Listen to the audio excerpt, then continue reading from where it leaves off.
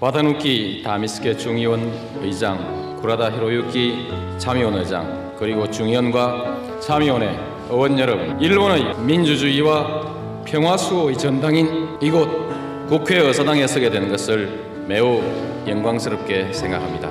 나는 제2차 세계대전이 끝난 이듬해에 태어났습니다. 이른바 전후 세대입니다. 그리고 일본에서 가장 가까운 부산에서 일본의 민주주의와 경제 발전을 이룩해오는 과정을 인상 깊게 지켜보면서 성장했습니다. 일본과 한일 관계는 나에게 항상 중요한 관심사였습니다. 한국과 일본은 민주주의와 시장 경제 그리고 평화라는 기본 가치를 공유해 왔고 지리적, 문화적으로 매우 가까이 있습니다. 나는 늘 마음속에 우리 두 나라가 동북아시아의 평화와 번영을 위해서 함께 손잡고 나아가는 시대를 그려왔습니다. 이제 그러한 시대가 다가오고 있습니다. 나 일본 방문이 결정되었을 때 많은 사람들이 제게 물었습니다. 과거사 문제를 어떻게 말할 것이냐 하는 것이었습니다. 우리 모두는 이 문제가 얼마나 중요한 문제인지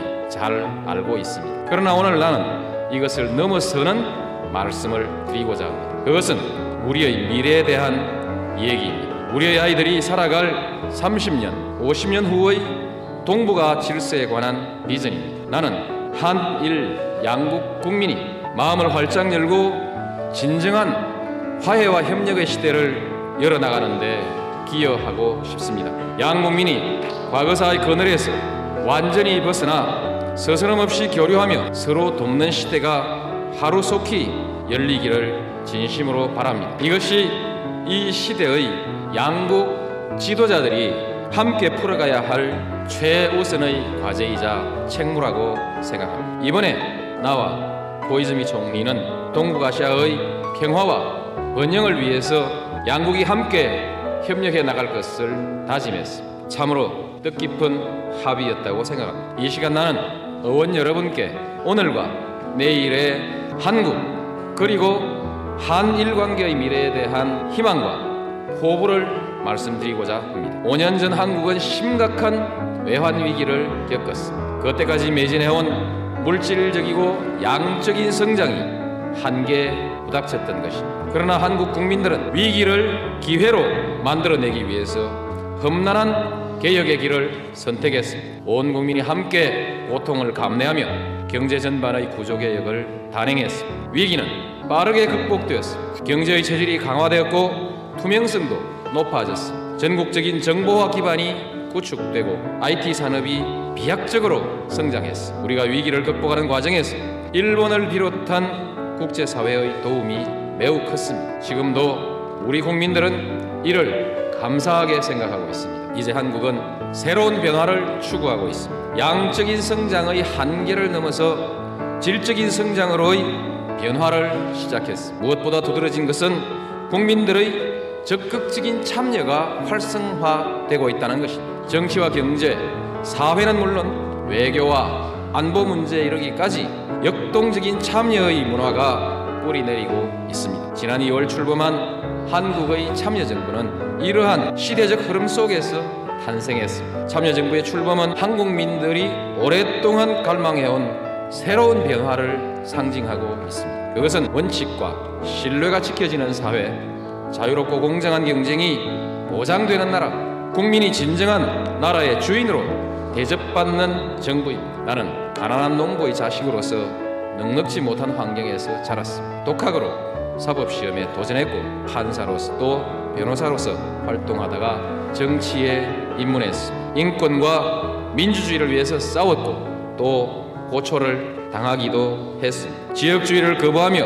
원칙 없는 대립의 정치에 항거하다가 선거에 여러 차례 낙선하는 아픔도 겪었습니다. 그러나 나는 끝까지 원칙과 신념을 지켜왔습니다. 나는 국정의 원리로서 원칙과 신뢰, 공정과 투명, 대화와 타협, 그리고 공권과 자율, 이 네 가지를 강조하고 있습니다. 국민들의 참여를 통해서 더욱 성숙한 민주주의와 역동적인 국가 발전을 이룩해 나갈 것입니다. 일본은 일찍이 서구 문물을 받아들여서 아시아에서는 가장 먼저 근대 국가를 수립했습니다. 한때는 제국주의의 길을 걸으며 한국을 비롯한 아시아 국가들에게 큰 고통을 주기도 했습니다. 그러나 전후의 일본은 경이적인 경제 발전과 민주주의를 성취했고 세계인들이 부러워하는 나라가 되었습니다. 또한 일본은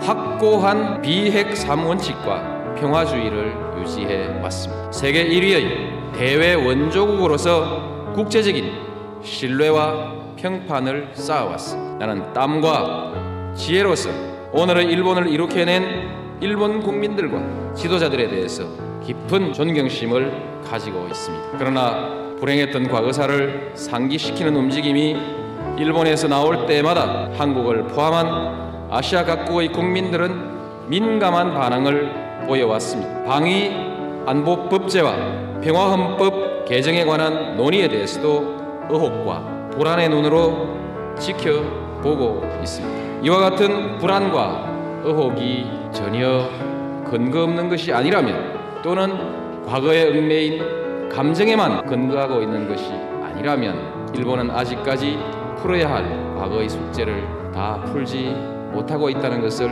의미하는 것이기도 합니다. 이제 2년 후면 한일 국교 정상화 40도를 맞게 됩니다. 나는 오늘 의원 여러분과 각계의 지도자들에게 용기 있는 지도력을 정중히 호소하고자 합니다. 과거는 과거대로 직시해야 합니다. 솔직한 자기 반성을 토대로 상대방을 이해하고 평가하도록 국민들을 설득해 나가야 합니다. 진실을 말하는 것이야말로 진정한 지도자의 용기라고 생각합니다. 지난해 양국은 한일 역사 공부위원회를 구성했습니다. 과거의 역사는 있는 그대로 인식하자는 98년 양국 정상의 합의 정신에 부합하는 바람직한 결과가 도출되기를 바랍니다. 그리고 이제 미래를 얘기합시다. 한일 관계의 미래는 양국이 어떠한 목표와 비전을 공유하느냐에 달려있다고 생각합니다. 나는 그 공동의 목표로서 양국이 함께 21세기 새로운 동북아 시대를 열어나갈 것을 제안합니다. 일본의 청소년들이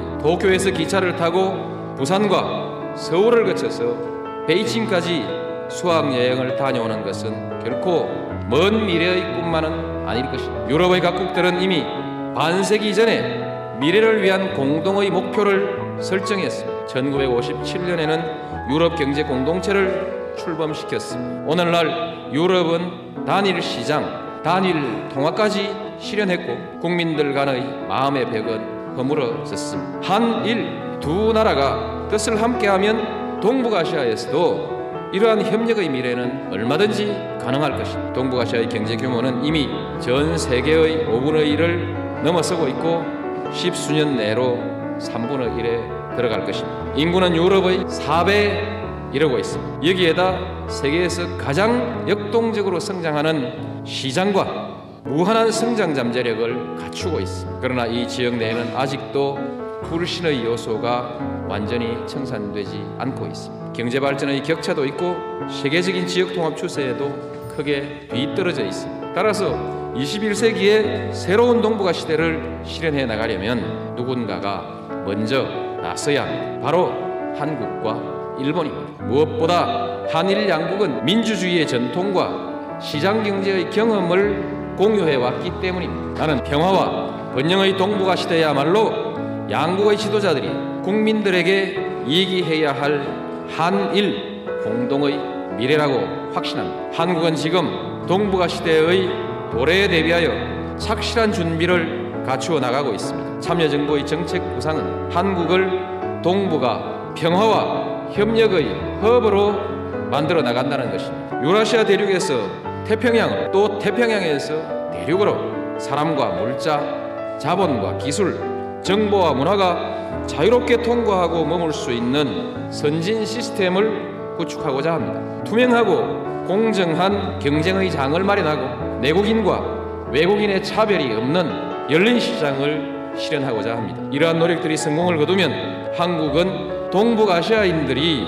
함께 어우러질 수 있는 공동 번영의 다리가 될 것입니다. 평화와 번영의 동북아 시대를 열어나가기 위해서는 먼저 해결해야 할 과제가 있습니다. 그것은 한반도의 평화를 정착시키는 일입니다. 한국의 참여정부는 평화, 번영의 정책을 추진하고 있습니다. 이것은 곧 동북아시아에서 평화와 번영의 시대를 구현할 수 있는 토대를 마련하는 일이기도 합니다. 대북 정책은 투명하게 추진될 것이며 일본과 미국을 비롯한 우방국들과의 협조도 일관되게 유지해 나갈 것입니다. 우리는 북한의 핵 보유를 결코 용인하지 않을 것입니다. 동시에 이 문제는 대화를 통해 평화적으로 해결되어야 합니다. 한국과 일본 모두 지난 세기에 전쟁의 참화를 경험했습니다. 그 상처는 아직도 완전히 치유되지는 않았습니다. 한반도와 동북아의 갈등과 긴장의 고조는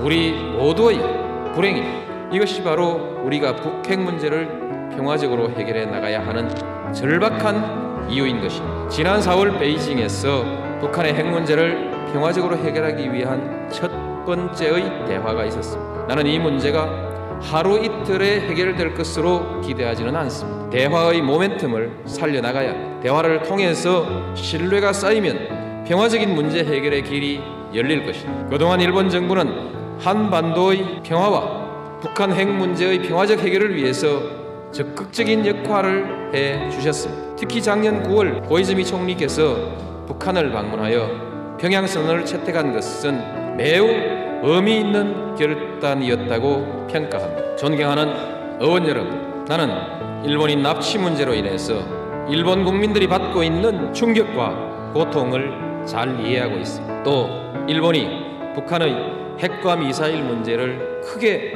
우려하고 있는 데 대해서도 공감합니다. 앞으로 이 문제가 해소되고 일북 관계가 개선된다면 북한의 개방 촉진과 한반도 평화에도 크게 기여할 것입니다. 일본 정부와 의회의 적극적인 역할을 기대합니다. 이제 북한은 핵을 포기하고 개방과 공생의 길로 나와야 합니다. 북한이 그 길을 선택할 때 한국과 일본을 비롯한 국제사회는 필요한 지원을 아끼지 않을 것이라고 생각합니다. 한미동맹은 공고하게 유지될 것입니다. 나와 부시 미국 대통령은 지난달 가진 정상회담에서 한미동맹을 더욱 확고히 발전시켜 나가기로 합의했습니다. 지금 한일 미 3국은 한반도와 동북아시아의 평화를 위해서 긴밀하고 적극적인 공조를 유지해 나가고 있습니다. 한일 두 나라가 공동의 미래를 위한 희망의 씨앗을 뿌릴 토양은 이미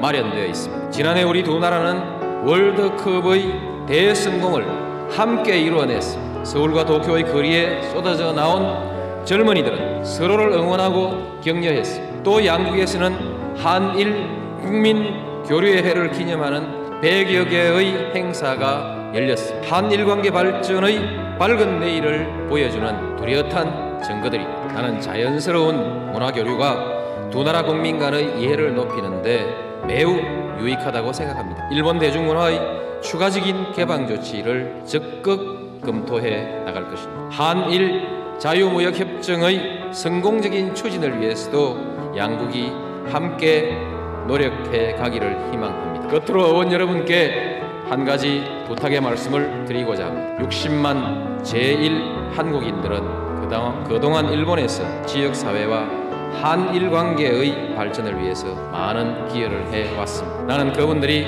일본 사회의 구성원으로서 더욱 적극적으로 공헌할 수 있게 되기를 중심으로 기대합니다. 그분들에게 여러분께서 논의해오신 지방 참정권이 부여된다면 한일 관계의 미래에 큰 도움이 될 것입니다. 일본 속담에 아이들은 부모의 등을 보며 자란다는 말이 있습니다. 부모가 살아가는 모습이야말로 자라나는 세대에게 가장 귀한 가르침이 된다는 뜻이라고 이해하고 있습니다. 우리는 이 아이들에게 어떤 등, 어떤 모습을 보여줘야 하겠습니까? 우리 모두 마음에 가지고 있는 담장을 허물어내십시다. 진정한 화해와 협력의 시대를 열어나가십시다. 그래서 우리의 후손들에게 더욱 멋지고 밝은 미래를 물려줍시다. 우리가 굳게 손잡고 나아갈 때 미래는 우리의 것이 될 것입니다. 경청해 주셔서 감사합니다.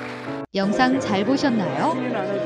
영상이 유익하셨거나 바이든이 바이든으로 들리신다면 화면 오른쪽을 눌러 돌발TV 채널을 구독해 주시기 바랍니다.